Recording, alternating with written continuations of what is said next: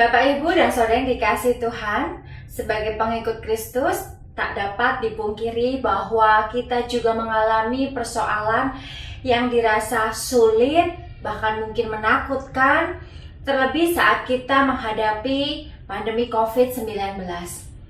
Ketika itu mungkin kita mengingat bagaimana kita mendengar ada banyak orang yang terpapar dan terus berjuang melawan virus tersebut.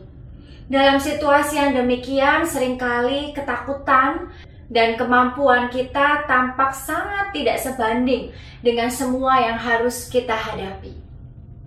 Namun di atas semua itu kita bersyukur karena kita masih bisa berdoa kepada Tuhan. Dengan berdoa kita belajar untuk mempercayakan segala yang tampak berat itu kepada Tuhan. Hal inilah juga yang dilakukan oleh Petrus dalam pelayanannya. Rupanya doa menjadi kekuatan baginya untuk menunjukkan kuasa Tuhan bagi kesembuhan Eneas dan Tabita yang ia bangkitkan. Kisahnya ada dalam Kisah Para Rasul pasal 9. Ketika penganiayaan terjadi, pada saat itu para rasul memilih untuk tetap tinggal di Yerusalem. Setelah keadaan damai tercipta, Petrus menggunakan waktu untuk berjalan berkeliling, memberitakan firman Tuhan. Tujuannya tidak hanya untuk memberitakan firman Tuhan kepada mereka yang belum percaya, termasuk juga mengunjungi orang-orang Kristen yang ada di Lida, seperti untuk mengajar dan juga untuk menguatkan mereka. Saat Petrus berada di wilayah Saron, ia mengadakan 2 mujizat, yaitu di kota Lida dan di Yope. Di Lida, Petrus menunjukkan kuasa Allah melalui kesembuhan Eneas yang sudah tidak bisa bangun karena sakit selama 8 tahun. Dan karena mujizat itu, semua penduduk di Lida juga Saron menjadi percaya dan mengikut Tuhan Yesus. Kemampuan yang Tuhan berikan kepada Petrus dipakainya untuk memberitakan Injil dan mengenalkan Tuhan Yesus. Dalam pelayanannya, Petrus tetap berpusat pada Kristus sebagai sumber segala kemampuan itu. Hal yang sama juga dilakukan Petrus di Yope. Di kota ini ada seorang perempuan yang bernama Tabita. Tabita adalah seorang yang baik hati. Ia juga seorang murid Tuhan.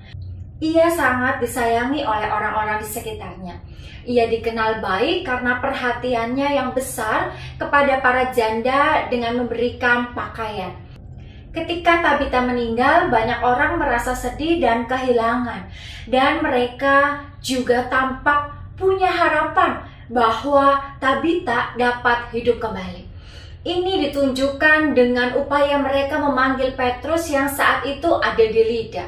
Waktu Petrus tiba di tempat tersebut, ia mendengar para peratap yang memperingati perbuatan-perbuatan yang telah Tabita lakukan selama hidupnya. Lalu Petrus menyuruh orang-orang yang ada dalam kamar itu keluar. Lalu Petrus berlutut dan berdoa. Lalu ia berkata, "Tabita koum," artinya Tabita bangkitlah. Kata-kata ini amat mirip dengan kata-kata Tuhan Yesus sendiri, Talitakum, yang terdapat dalam Markus pasal 5 ayat 41. Setelah berdoa, Tabita pun bangkit. Peristiwa ini membuat banyak orang menjadi percaya kepada Tuhan dan berita ini pun tersiar ke seluruh kota. Bapak, Ibu, dan Saudara yang dikasihi Tuhan, melalui peristiwa ini kita dapat melihat bahwa kuasa Yesus bekerja dalam kedua mujizat ini. Petrus berkata, "Yesus Kristus telah menyembuhkan engkau," kepada Eneas, dan berlutut serta berdoa sebelum membangkitkan Tabita. Ada harapan di balik kuasa doa. Dan mari kita juga belajar untuk menyerahkan segala pergumulan kita di dalam doa, dengan percaya, dengan berpengharapan bahwa ada kuasa di balik doa. Dengan demikian, ketika kita mau menyerahkan pergumulan kita dalam doa dengan sungguh-sungguh kepada Tuhan, Ia akan menyatakan kuasanya bagi kita. Sebab bagi Tuhan tidak ada yang mustahil.